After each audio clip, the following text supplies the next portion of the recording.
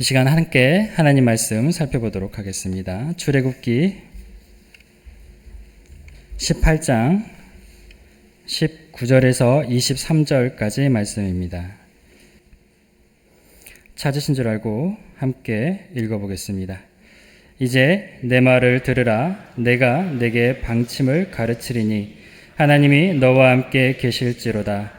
너는 하나님 앞에서 그 백성을 위하여 그 사건들을 하나님께 가져오며 그들에게 율례와 법도를 가르쳐서 마땅히 갈 길과 할 일을 그들에게 보이고 너는 또 온 백성 가운데서 능력 있는 사람들 곧 하나님을 두려워하며 진실하며 불의한 이익을 미워하는 자를 살펴서 백성 위에 세워 천부장과 백부장과 50부장과 10부장을 삼아 그들이 때를 따라 백성을 재판하게 하라. 큰 일은 모두 내게 가져갈 것이요 작은 일은 모두 그들이 스스로 재판할 것이니 그래하면 그들이 너와 함께 담당할 것인즉 일이 내게 쉬우리라. 내가 만일 이 일을 하고 하나님께서도 내게 허락하시면 내가 이 일을 감당하고 이 모든 백성도 자기 곳으로 평안히 가리라. 아멘. 이 시간 목사님 나오셔서 헌금 기도해 주시고 말씀 전해 주시겠습니다. 존귀하신 아버지 하나님, 주의 복된 날 사랑하는 하나님의 권속들, 믿음의 권속들을 이곳으로 불러주심을 감사함을 드립니다. 하나님 아버지, 특별히 오늘 노은송 목사님 취임 감사 예배로 하나님께 올려드립니다. 주께서 부르시고 세우셨사오니 주께서 인도하시고 축복하여 주실 줄로 믿습니다. 모든 성도들이 한 마음으로 주님의 교회를 아름답게 세워가는 시작점이 될 수 있도록 주님 축복하여 주시옵소서. 오늘도 하나님 앞에 나오면서 우리의 신앙의 고백을 하나님께 올려드렸습니다. 모든 것이 하나님으로부터 왔사오니 주께 올려드리는 이 예물 가운데 주께서 벽에 복을 더하여 주시옵소서. 드리지 못하여 마음으로 하나님께 올려드린 그 모든 성도들의 기도의 제목과 마음도 주님께서 받으셔서 더 풍성한 곳으로 이 땅 가운데 채워 주시옵소서. 그렇게 하실 우리 주님을 찬양하옵고 우리 구주 예수 그리스도 이름으로 기도드리옵나이다. 아멘. 할렐루야. 네, 반갑습니다. 저는 김대영 목사라고 하고요. 우리 사랑하고 존경하는 노은성 목사님과 미국에서 함께 수학을 하면서 이렇게 함께 교제했던 믿음의 동료이자 동지입니다. 사실은 누가 더 나이가 많아 보이십니까? 사실은 노은성 목사님이 저한테는 영적인 선배이자 또 어떤 면에서는 형님 같으신 분인데 부족한 저에게 하나님 말씀을 맡기셨어요. 순종하는 마음으로 와서 기도하는 마음으로 말씀을 준비했습니다. 부족한 종이 말씀을 전할 때에 말씀을 통해서 우리에게 주시는 하나님의 은혜가 여러분 마음속에 그리고 여러분 삶 속에 함께 하시기를 우리 주님의 이름으로 축복드립니다. 여러분은 삶 속에 분수령이란 말을 자주 쓰십니까? 분수령이란 사전의 뜻은 어떤 일이나 어떤 사건이 발전하는 데 있어서 전환점이 된 사건을 분수령이라고 이야기를 합니다. 예를 들면 남편과 아내를 만났는데 그것은 내 인생의 분수령이다. 긍정적인 측면에서 이야기하는 겁니다. 이게 나쁜 예는 아닙니다. 개인적인 삶에서 분수령도 있지만 우리 신앙 가운데서도 분수령이 있습니다. 신앙 공동체에 분수령이 있다는 사실이죠. 오늘 이 취임 예배가 4대 담임 목사님으로 우리 노은송 목사님이 취임하는 이 예배가 여러분의 삶 속에 신앙 공동체의 분수령이 되시기를 우리 주님의 이름으로 축복드립니다. 여러분의 삶 속에 개인이나 가정과 그리고 사업 가운데 비전이나 계획들이 있을 겁니다. 내 살아가면서 비전과 계획만으로는 제대로 그 일을 실천할 수가 없기 때문에 우리의 삶 속에는 조직과 체계도 필요합니다. 교회 공동체가 그리스도의 몸으로 유기체이긴 하지만 동시에 사람들의 모임이기 때문에 조직이 필요하고 체질이 필요하고 그리고 체계가 필요한 것이 사실입니다. 꿈과 비전, 계획만으로는 건강한 신앙생활을 하기가 힘들기 때문입니다. 오늘 우리가 읽어본 출애굽기 18장의 말씀은 하나님께서 이스라엘 백성들에게 체질과 체계를 세워주시는 말씀의 장입니다. 지금 이스라엘 백성들은 광야 가운데 있습니다. 하나님의 세상 구원 프로젝트가 이스라엘 백성이었습니다. 구원을 했습니다. 전적으로 하나님의 은혜로 이스라엘 백성은 구원받았지만 바로 약속의 땅으로 들어간 것이 아니라 약속의 땅으로 들어가기 위해서 그들은 광야의 길을 걸었어야만 했습니다. 누가 광야의 길을 좋아하겠습니까? 거기에는 불안도 있고 불안정한 삶도 있고 위기도 있습니다. 그런데 하나님께서 인도하셨기 때문에 그 위기 가운데서도 하나님은 기적과 은혜를 베푸신 하나님이셨습니다. 출애굽기 15장의 말씀을 보시면 이스라엘 백성이 구원받은 백성으로 하나님 나라를 약속의 땅으로 가는 그 가운데 쓴물밖에 없어서 기도하는 가운데 하나님께서는 마라의 기적을 베풀어 주셨습니다. 쓴물을 단물로 바꾸어 주셨습니다. 이스라엘 백성들이 먹을 것이 없었을 때 하나님께서 그들에게 만나의 기적도 베풀어 주셨습니다. 17장을 보시면 이스라엘 백성들이 아말렉 족속의 그 공격을 받을 때 하나님께서 기적적으로 여호와 니시의 은혜도 베풀어 주셨습니다. 그리고 이스라엘 백성이 18장에 보시면 이제 드디어 하나님의 산 호렙산에 도착하게 되었고 출애굽기 19장의 말씀을 보면 하나님의 영광을 목도하게 된 것이죠. 많은 위기에 거쳐서 하나님께서 그 위기 가운데서도 도우시고 만지셔서 그들이 하나님의 영광을 볼 수 있는, 임재를 볼 수 있는 장소까지 오는 그 가운데 오늘 본문 말씀 출애굽기 18장의 말씀은 하나님께서 이스라엘 백성들에게 체질과 그리고 체계를 세워주시는 세 가지의 장면이 우리 가운데 보여지고 있습니다. 여러분 어느 교회나 하나님의 전적인 은혜로 세워진 곳이 교회인 줄로 믿습니다. 근데 여러분 어느 교회나 위기와 굴곡이 없는 교회가 없습니다. 때로는 영광스러울 때도 있고 때로는 위기 가운데도 있습니다. 그럴 때 하나님께서 위기와 영광 사이를 왔다 갔다 하시면서 그 가운데 우리에게는 더욱더 건강한 교회가 되기 위해서 주님 보시기에 더욱더 아름다운 교회가 위해서 하나님께서는 사람을 세우시고 체계를 세워주시는 줄로 믿습니다. 출애굽기 18장의 말씀을 보면 세 장면이 있는데요. 그것을 여러분들에게 좀 이렇게 설교의 스포일러가 되도록 하겠습니다. 세 가지의 요점을 세 가지의 단어로 좀 정리해 봤습니다. 여러분 저와 함께 따라해 주시면 좋겠는데요. 온누리 교회가 이런 교회가 되었으면 좋겠습니다. 첫째, 언약 잔치의 공동체가 되겠습니다. 시작. 언약 잔치의 공동체가 되겠습니다. 두 번째, 하나님이 원하시는 건강한 교회로 체계를 갖추기 위해서 말씀 나눔과 말씀 실천의 교회가 되겠습니다. 나눔과 말씀 실천의 공동체가 되겠습니다. 세 번째로, 능력 있는 사람들이 배출되며 능력 있는 사람들로 교회가 세워지도록 하겠습니다. 능력 있는 사람들이 세워지고 능력 있는 사람들이 배출되는 공동체가 되겠습니다. 여러분 18장 말씀의 첫 번째 장면을 보시면 우리 읽어보지는 않았어요. 그런데 18장 1절부터 12절까지의 말씀을 전체로 보면 모세의 가족이 다시 한번 상봉을 해서 함께 하나님 앞에 예배를, 언약을 갱신하고 예배를 드리는 장면이 길게 나와 있습니다.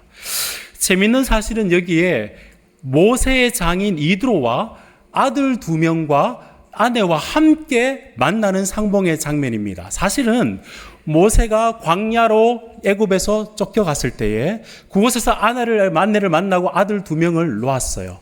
아들 둘을 낳았는데 출애굽을 하기 위해서 하나님께서 부르시고 그때는 장인의 집에 아마 가족을 맡겼던 것 같아요. 그리고 난 다음에 지금 하나님의 산에 도착을 했을 때 온 가족이, 장인을 포함한 온 가족이 모세를 찾아오는 장면이 1절부터 12절까지의 모습입니다. 근데 여기에서 여러분 나중에 댁에 가서 한번 읽어봐 보십시오. 보시면 모세의 가족들을 좀 자세하게 설명하고 있습니다. 첫째 아들 이름은 게르솜이고 둘째 아들은 엘리에셀이라고 소개하고 있는데요. 게르솜의 이름의 뜻이 뭐냐면 순례자 나그네라는 뜻입니다. 둘째 엘리에셀의 이름의 뜻이 뭐냐면 하나님께서 돕는다라는 뜻입니다. 그럼 모세의 이름은 뜻이 무엇이죠? 물에서 건졌다, 구원받았다는 거죠. 왜 아들 이름을 이렇게 지었을까요? 사실은 이 아들의 이름과 모세의 이름은 우리 신앙인의 하나님을 믿는 사람의 정체성을 잘 보여주는 이름입니다. 우리는 모두가 하나님의 심판받아야 될 마땅한 우리들이지만 하나님께 구원받은 백성인 줄로 믿습니다. 그러나 이 땅 가운데 바로 약속의 땅에 들어간 것이 아니라 우리는 이 땅 가운데 게르솜처럼 순례자로 이 땅을 살아가는 것도 사실입니다. 근데 순례자로만 살아가는 것이 아니라 때마다 시마다 하나님께서 우리를 도우시는 하나님을 경험하며 살아가는 것이 그리스도인의 삶의 정체성인 줄로 믿습니다. 그래서 지금 모세가 약속의 땅으로 들어가고 있는 그때 온 가족들이 함께 모여서 함께 예배드리고 상봉하는 장면, 마치 오늘 우리가 함께 모여서 예배드리듯이 그런 장면을 우리에게 소개하고 있는데요. 여기 문제가 하나 있습니다. 여러분, 이 모세의 장인이 미디안의 제사장이었어요. 미디안의 제사장이라는 것은 다른 신을 믿는 사람이죠. 근데 이 미디안의 제사장인 모세 장인 이드로가 왔을 때 모세와 대화를 나눕니다. 모세가 이드로에게 이렇게 이야기를 합니다. 제가 여러분을 대신해서 읽어드리겠습니다. 8절입니다. 모세가 여호와께서 이스라엘을 위하여 바로와 애굽 사람에게 행하신 모든 일과 길에서 그들이 당한 모든 고난과 여호와께서 그들을 구원하신 일을 다 장인에게 말하매. 그동안 할 이야기가 참 많았겠지만 모세는 하나님께서 우리 민족을 구원해 주셨고 이 민족은 하나님의 백성입니다 라는 것을 그는 고백합니다. 역사 속에서 하나님의 객관적인 하나님의 구속의 역사를 이야기한 것이죠. 그때 이드로가 어떻게 반응을 하냐면 9절 말씀입니다. 여호와께서 이스라엘에게 큰 구원을 베푸사 애굽 사람의 손에서 구원하심을 기뻐하며 이드로가 이르되 여호와를 찬송하리로다. 너희를 애굽 사람의 손에서와 바로의 손에서 건져내시고 백성을 애굽 사람의 손에서 건지셨도다 라고 이야기를 하고 있습니다. 무슨 말이죠? 모세가 고백하는 그 하나님 내가 인정한다 라고 고백하는 거죠. 그리고 11절 말씀은 여러분과 저와 함께 읽었으면 좋겠습니다. 나의 고백이라 생각하며 함께 읽어보겠습니다. 시작. 이제 내가 알았도다. 여호와는 모든 신보다 그 신으로 이스라엘에게 교만하게 가는 그들을 이기셨도다 하고. 아멘. 이드로는 그냥 그 미디안의 제사장이었어요. 근데 그 시대 가운데 하나님을 부르는 여러 용어들이 있습니다. 엘로힘이라고 그들은 그렇게 불렀는데 이드로는 여호와께서 이렇게 부르고 있어요. 사실 이것은 언약의 용어입니다. 이스라엘의 백성의 하나님이 되시는 그 하나님을 인정하는 용어일 뿐만 아니라 이드로는 뭐라고 고백하고 있죠? 내가 알았도다. 여호와의 하나님, 여호와 하나님이 진짜 참신이고 그가 우리에게 주시는 승리의 신이라는 것을 자기가 주관적으로도 고백하고 있는 거죠. 객관적으로 구원을 베푸신 하나님이 나의 하나님이라고 미디안의 제사장이 그렇게 고백하고 있는 겁니다. 그리고 난 다음에 어떤 장면이 이루어지는가 하면 12절 말씀입니다. 모세 장인 이드로가 번제물과 희생제물들을 하나님께 가져오매 아론과 이스라엘 모든 장로가 와서 모세의 장인과 함께 하나님 앞에서 떡을 먹으니라. 아멘. 저는 이 말씀이 너무너무 아름답게 보입니다. 단순히 육체의 가족만 상봉한 것이 아니라 미디안의 다른 종교를 믿었던 그가 하나님을 알게 되고 나도 그 하나님을 알게 되었다라고 고백하고 그가 제물을 가져와서 이스라엘의 모든 지도자와 모든 사람들과 함께 하나님께 예배하고 그들과 함께 떡을 먹는 언약 백성의 잔치의 모습에 참여한 모습, 얼마나 감사한 모습이며 얼마나 아름다운 모습입니까? 하나님께서 18장에서 출애굽기 18장에서 첫 번째 하나님께서 이스라엘 백성들이 위기를 건네서 하나님의 영광을 보기 위해서 체계를 잡으시는데 눈에 보이시는 체계가 아니라 모든 교회 공동체가, 특별히 온누리 교회 공동체가 특별히 취임 예배를 드리면서 여러분의 마음속에 우리 공동체는 우리의 체질이 한 언약 안에서 언약 공동체이며 그 언약 안에서 함께 삶을 나누는 잔치의 공동체가 되기를 우리 주님의 이름으로 축복드립니다. 여러분, 모세의 가족만 상봉한 것이 아니라 영적으로 한 가족 안에서 함께 예배드리며 함께 복음을 소통하며 그 객관적인 하나님의 구원의 하나님을 나의 하나님이라고 고백하면서 함께 어울리는 그 공동체가 여러분 온누리 공동체가 되기를 원치 않습니까? 여러분 가끔 카페나 어떤 장소를 가게 되면 여러분 와이파이에 접속하게 되죠. 그때 어떻게 접속합니까? 그게 비밀번호를 넣어야지만이 접속을 하게 되죠. 교회 공동체도 마찬가지입니다. 우리가 함께 어울리고 함께 복음 안에서 소통하기 위해서는 그 복음의 비밀번호를 넣어야 돼요. 그 내용이 뭐냐 하면 여호와 하나님이 우리 하나님이시다. 예수 그리스도가 나를 위해서 죽으시고 부활하시고 그분이 나의 주인이시며 영원한 심판주가 된다는 그 비밀번호를 공유하여서 함께 넣는 사람이 언약의 공동체에 속한 줄로 믿습니다. 근데 여러분 카페에서 그 비밀번호를 넣을 때 애플이나 안드로이드나 기종이 어떠하든지 함께 공유하시는 것 아시죠? 같은 비밀번호를 넣게 될 때는 그 사람이 어떠하든지 복음 안에서 함께 누리는 한 가족이 되는 줄로 믿습니다. 창세기 12장에서 하나님께서 내 자손 예수 그리스도를 통해서 만민이 복을 받게 하는 그 복에 우리가 참여하게 된 것이고, 요한계시록 19장에서 모든 사람이 예수 그리스도가 함께 이 땅에 오실 때 혼인잔치의 공동체에 참여한 사람이 바로 온누리의 모든 공동체가 되는 줄로 믿습니다. 그러므로 이 말씀 앞에서 제가 여러분에게 권면의 말씀을 좀 드리고자 합니다. 여러분, 복음의 본질 안에서는 반드시 하나 되는 교회가 되시기를 우리 주님의 이름으로 축복드립니다. 하나님에 대한 선명한 고백과 객관적인 하나님의 구속의 역사와 그것뿐만 아니라 내가 그 하나님을 믿습니다 라는 고백으로 서로가 복음 안에서 한 마음을 이룰 수 있는 본질에는 하나 되는 공동체가 될 수 있기를 우리 주님의 이름으로 축복드립니다. 그 본질이 하나라면 그 사람의 과거가 어떠하든지, 그 사람의 생각이 어떠하든지, 의견이 어떠하든지, 교회라면, 하나님의 복음을 아는 사람이라면 함께 부둥켜 안고 함께 먹으며 함께 언약 공동체 안에서 예배 드릴 수 있는 정말 여러분의 온누리 교회가 언약 잔치의 공동체가 될 수 있기를 우리 주님의 이름으로 축복드립니다. 왜 그렇게 해야 될까요?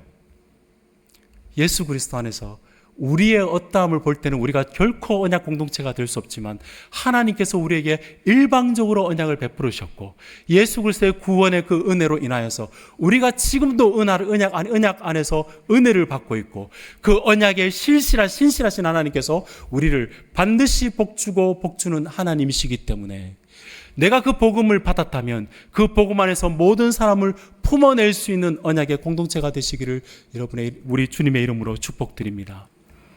언약 공동체는 여러분 신앙생활의 선택사항이 아닙니다. 반드시 필수사항입니다. 왜 그럴까요? 우리는 삼위 하나님과 사랑의 언약 관계 속에 있습니다. 세 분 하나님과 함께 교제하고 있는 것이죠. 그런데 그 사랑을 누릴 수 있는, 보이지 않는 하나님과 누릴 수 있는 방식은 눈에 보이는 공동체, 나의 사랑과 언약의 공동체를 두고 사랑함으로 우리가 그 사랑을 배워가는 줄로 믿습니다. 결코 혼자는 사랑을 할 수가 없어요. 2명도 안 됩니다. 기브 앤 테이크가 되거든요. 공동체가 함께 모여서 그 한 복음 안에서 비밀 대신 우리 주 예수 그리스도의 그 은혜 때문에 주위에 있는 사람을 넉넉히 품고 섬길 수 있는 언약 잔치의 공동체로서 이 지역 가운데 하나님의 영광을 풍성히 드러내는 온누리교회 모든 성도님들 되시기를 다시 한번 우리 주님의 이름으로 축복드립니다. 자, 두 번째로 이 18장의 말씀을 보시면 두 번째 장면이 있는데요. 이 두 번째 장면은 이드로가 함께 예배를 드리고 난 다음에 그 다음날 모세가 하는 일을 이렇게 살펴보니까 온종일 앉아서 모든 사람들이 와서 자신들의 이야기를 해주고 거기에 대해서 율법과 율례로 가르치는 모습을 우리에게 보여주고 있습니다. 우리 14절 말씀을 한번 읽어봐 볼까요? 제가 여러분 대신해서 읽어봐 드리겠습니다. 모세의 장인이 모세가 백성에게 행하는 모든 일을 보고 이르되 내가 이 백성에게 행하는 이 일이 어찌 됨이냐? 어찌하여 내가 홀로 앉아있고 백성은 아침부터 저녁까지 곁에 서 있느냐라고 물어보았습니다. 그때 모세는 뭐라고 이야기를 하냐면 그 장인에게 15절 16절 말씀입니다. 백성이 하나님께 물으려고 내게 옴이라. 그들이 일이 있으면 내게로 오나니 내가 그 양쪽을 재판하여 하나님의 율례와 법도를 알게 하나이다 라고 이야기를 합니다. 여러분 지금 상황이 어떤 상황이냐면 이스라엘 백성이 광야에서 출애굽한 지가 얼마 되지 않았어요? 그래서 이스라엘 백성들이 여러 가지 삶의 문제가 있을 때 홍해를 갈랐던 지도자 모세에게, 하나님의 말씀을 전해주는 선지자 모세에게 사람들이 와서 이것저것 낱낱이 그 삶을 구하는 겁니다. 너무 아름다운 모습이죠. 모세는 신뢰받을 만한 그런 지도자였던 것 같습니다. 동시에 모세도 이스라엘 백성들 너무너무 사랑했습니다. 한 명도 놓치지 않고 다 그 사람들에게 하나님의 말씀과 설교를 했어요. 그런데 그 모습이 그렇게 아름답지 않다라고 이드로가 이야기를 합니다. 우리 17절 말씀을 한번 볼까요? 모세의 장인이 그에게 이르되 내가 하는 것이 옳지 못하도다라고 이야기를 하고 있습니다. 뭐가 옳지 못하는 것일까요? 사실 저는 몇 년 전부터 목사님들 분립 개척하고 다른 교회 목사님으로 목회자를 구하는 교회들을 좀 섬긴 적이 있습니다. 그때 한 장로님께서 제게 여쭤보았어요. 교회 지도자를 찾을 때 반드시 봐야 될 좋은 조건이 무엇입니까? 라고 제게 여쭤봤습니다. 저는 답이 너무 뻔했습니다. 하나님을 사랑하고 예수 그리스도의 은혜를 맛보아 아는 사람이며 성령에 충만한 사람이면 됩니다. 라고 말씀드리려고 하니까 장로님의 표정이 그런 표정이 아니었어요. 좀 구체적으로 이야기를 좀 해주시면 좋겠다라는 표정이었습니다. 여러분은 어떤 생각이 드십니까? 어떤 목회자가, 어떤 설교자가 가장 좋은 설교자일까요? 저는 학교에서 설교를 가르치는데요. 10년 가까이 설교를 가르쳤는데도 어떤 설교가 좋은 설교인지도 모르겠어요. 사실 여러분 듣고 있으면서도 마음속에 저게 좋은 설교인가? 이런 생각을 하실 줄도 모르겠습니다. 그래서 제가 한 명을 소개시켜 봐 드릴게요. 마틴 루터라는 분 아시죠? 그분이 좋은 설교자의 조건을 9가지를 이야기하는데요. 첫 번째는 체계적으로 잘 가르치는 자, 두 번째 유머가 있는 사람, 세 번째 언변이 좋은 사람, 네 번째 목소리도 좋고, 다섯 번째 기억력도 좋은 사람. 이게 설교에서는 가장 중요할 것 같은데 6번 언제 설교를 끝마쳐야 할지를 잘 아는 사람. 7번 자기가 하는 설교에 대해서 확신 있는 사람. 8번 설교와 말씀 사역을 위해서 모든 것을 버릴 각오가 있는 사람. 9번 조롱과 비웃음을 견딜 수 있는 사람. 저는 모세와 오늘 취임을 받는 우리 노은성 목사님이 이 조건을 충분히 갖췄다고 저는 생각합니다. 그런데 말입니다, 하나님께서 이렇게 개인적인 좋은 조건뿐만이 아니라 하나님이 원하시는 말씀 사역의 기준이 하나가 있습니다. 공동체적인 기준이 있습니다. 그래서 이들을 통해서 하나님께서 우리에게 무슨 말씀을 하냐면, 너 혼자 말씀을 가지고 너 혼자 그렇게 열심히 일내는 것은 바람직하지 않다라고 이야기를 하고 있습니다. 그리고 18절 말씀을 보면 이렇게 이야기하고 있는 거죠. 너와 또 너와 함께한 이 백성이 필경기역이 쇠하리니 이 일이 너무 중함이라 내가 혼자 할 수 없으리라. 19절 이제 내 말을 들으라. 내가 내게 방침을 가르치리니 하나님이 너와 함께 계실지로다. 너는 하나님 앞에서 그 백성을 위해서 그 사건들을 하나님께 가져오며 그들에게, 모든 백성들에게 율례와 법도를 가르쳐서 마땅히 갈 길과 할 일을 그들에게 보이라. 무슨 말이냐면, 좋은 사역자는 말씀 사역을 잘 준비하고 강단에서 하나님의 말씀을 잘 전해야 되겠죠. 그러나 그 말씀 사역으로 끝나는 것이 아니라 그 말씀 사역이 성도들의 삶 속 구석구석이, 성도들이 그 하나님의 말씀을 알아서 삶 속에서 자기들이 그 말씀을 실천하며 그 말씀을 살아내는 말씀 섬김과 말씀 나눔의 공동체가 되어야 된다라고 오늘 우리에게 말씀하고 있는 것입니다. 여러분, 오늘날 많은 성도님들이 좋은 교회 이야기를 하면 좋은 말씀이 있는 교회라고 이야기를 합니다. 그럴 수 있죠. 좋은 설교자 맞습니다. 정말 필요한 것 맞습니다. 그런데 여러분, 설교는 단순히 목사가 설교를 해서 하나님의 말씀을 선포하는 정도가 아니라, 좋은 설교는 그 설교 자체의 목적이 아니라 그 설교를 통해서 하나님을 더 알아가고 하나님의 영광을 더 바라보며 내 삶 속에 하나님의 은혜가 더 있기를 원하도록 하는 것이 하나님의 말씀인 줄로 믿습니다. 단순히 좋은 설교를 듣기 위해서 이 자리에 앉아서 하나님의 말씀과 설교를 관람하고 청취하는 정도가 아니라, 그 말씀을 통해서 살아계신 하나님을 알게 되어서 하나님, 내 삶 속에도 그 말씀의 주인이신 예수 그리스도가 필요합니다. 내 말씀, 하나님의 말씀으로 나를 이끌어 주십시오라고 모든 성도들이 하나님의 말씀 앞에서 부복하며 그 말씀을 따를 수 있는 공동체가 주님 보시기에 가장 아름다운 공동체인 줄로 믿습니다. 여러분, 궁극적으로 우리가 성도가 살아가는 것은 말씀의 힘과 말씀의 추진력은 하나님의 은혜 때문에 우리가 살아갈 수 있는 것 아니겠습니까? 바라기는 이 강단에서 선포되는 모든 말씀이 설교 자체에만 포커싱이 되고, 또 모든 성도님들이 설교로만 살아가는 성도들이 아니라 이 강단에서 선포되는 하나님의 말씀을 통해서 하나님과 예수 그리스도의 아름다움을 보아서 모든 성도들이 삶 속에서 나는 말씀으로 살아가겠습니다. 하나님의 말씀이 나를 이끌어 주십시오. 우리 온누리교회는 말씀이 살아있는 교회가 되기를 원합니다. 모두가 고백할 수 있는 하나님 나라의 말씀 섬김과 말씀 실천의 고백이 공동체가 될 수 있기를 우리 주님의 이름으로 축복드립니다. 여러분, 이런 우스갯소리가 있어요. 한 남자가 자신이 사랑하는 사람에게 매일 빠지지 않고 손편지를 보냈답니다. 3년이 지난 이후에 결실을 맺게 되었습니다. 드디어 그 여인이 결혼하게 되었습니다. 편지를 쓴 사람이 아니고 편지를 배달한 사람과 결혼하게 되었답니다.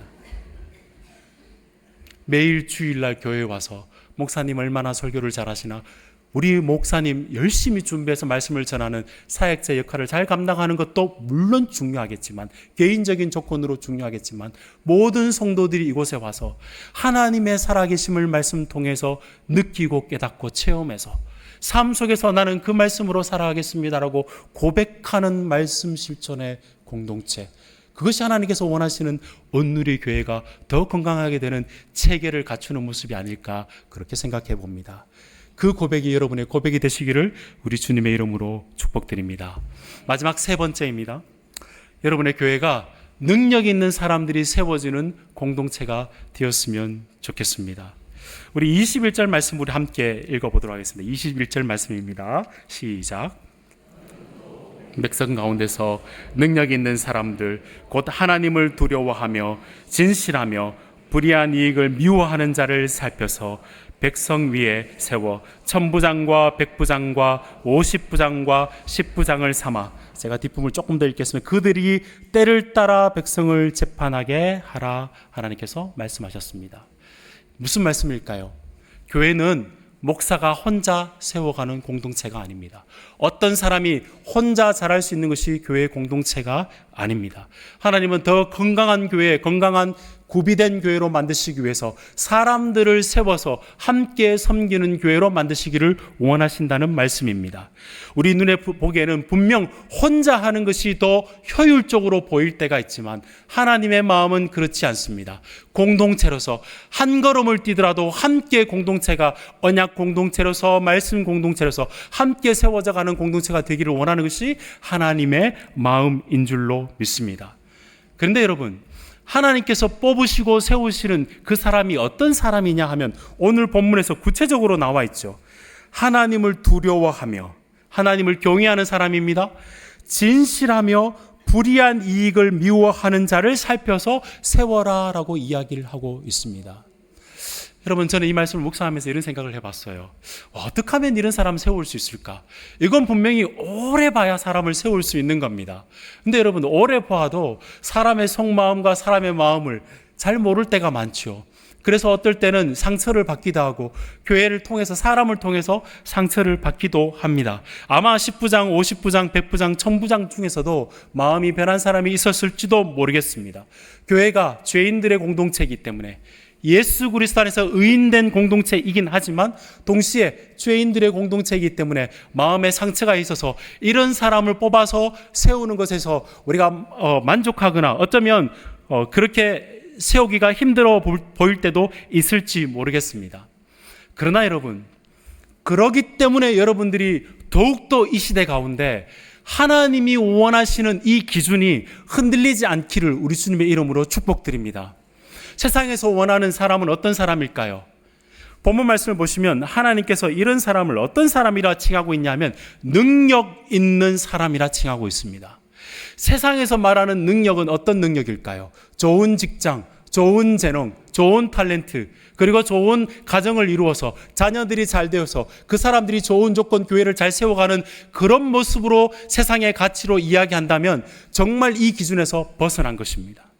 하나님이 원하시는 기준은, 변치 않는 기준은 하나님을 경외하고 하나님 앞에서 진실되고 사람들 앞에서도 정직하며 세상에 나가서도 공의와 하나님의 성품을 알아서 공의와 사랑을 실천하는 그 사람들을 세워서 나는 하나님 나라의 공동체를 이루어 가겠다. 하나님의 기준은 변치 않는 줄로 믿습니다. 하나님께서 이 교회 가운데 바로 이런 많은 하나님의 능력 있는 사람들이 세워지는 온누리 교회가 되었으면 좋겠습니다. 여러분, 사실 교회 가운데 이렇게 하기가 참 힘든 것이 사실입니다. 그런데 여러분, 다시 말씀드립니다. 하나님의 기준은 변치 않습니다. 나머지 일들은 하나님이 해 가실 수 있습니다. 근데 교회의 진짜 목적은 사람을 변화시켜서 하나님의 사람으로 만든 것 아니겠습니까?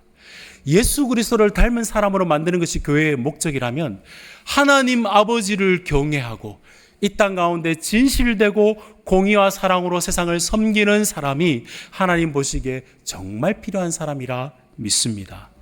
바라기는 이 교회가, 온누리 교회가 정말 이런 사람들이 세워져서 하나님 보시기에 하나님 영광을 온전히 드러내는 온누리 교회 모든 성도님들 공동체가 될 수 있기를 주님의 이름으로 축복드립니다. 교회에 위기가 있지요. 사도행전 6장을 보시면 초대교회도 위기가 있었습니다. 구제 문제로 서로 다툼도 있고 어려움도 있고 위기가 있었습니다. 그때 하나님께서 그 위기를 극복하는 방법을 우리에게 주셨는데 여기와 흡사합니다. 사람을 뽑으셨어요. 사람의 기준을 그때 뽑은 사람의 기준을 제가 한번 읽어봐 드리겠습니다.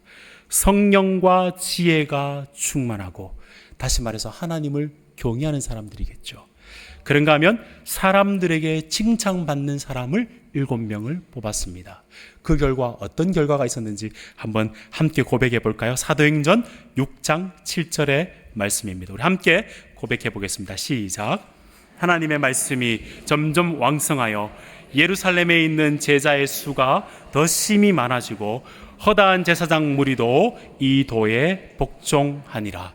위기와 어려움 가운데 하나님께서 하나님의 사람을 세우셔서 그 주위에 있는 사람들을 살리는 일들을 하나님은 구약에서나 신약에서나 신실하게 변치 않게 본인의 기준을 따라서 진행해 오셨습니다. 저는 여러분의 교회가 이 기준에 따라서 하나님의 마음을 시원케 하시며 또 하나님의 사람들이 많이 세워지는 주님의 교회가 되기를 주님의 이름으로 축복드립니다. 교회는 실력 행사장이 아니라 교회는 예수 그리스도를 닮은 인격으로 사람을 변화시키는 곳인 줄로 믿습니다. 이곳 가운데 예수 그리스도를 닮은 능력 있는, 하나님이 보시기에 능력 있는, 그리스도를 닮은 능력 있는 사람들이 많이 배출되는 세상 가운데 칭찬을 들을 수 있는 여러분 교회가 되시기를 우리 주님의 이름으로 축복드립니다. 말씀을 마치고자 합니다. 하나님께서는 이스라엘 백성을 더욱더 건강한 교회로 구비해 주셨고 체계를 세워주셨습니다. 하나님께서 여러분의 교회를 더 건강하고 더 구비된 교회로 채워주시기를 위해서 오늘 취임 예배를 드리는 줄로 믿습니다. 이 지금 중요한 시점에 제가 이 말씀을 조금 나누고자 합니다. 뛰어난 성경신학자이고 성경학자인 웨렌 위어스비가 자기의 아들 20년 동안 함께 사역했던 데이빗 위어스비라는 사람이 함께 고민을 하면서 책을 하나 썼습니다. 그 책 이름이 건강한 사역자입니까? 라는 책입니다. 거기서 10가지의 건강한 사역의 원리를 주고 있습니다. 이 원리는 사역자들 뿐만 아니라 제가 생각할 때는 모든 교회의 중요한 원리라 생각합니다. 제가 하나하나 읽어드릴 때 나는 이 원리대로 살겠습니다. 이 원리대로 교회를 섬기겠습니다. 라는 고백으로 이 원리를 한번 들어봐 보시기 바랍니다. 첫째, 우리 모든 사역의 기초는 인격입니다. 둘째, 모든 사역의 본질은 섬김입니다.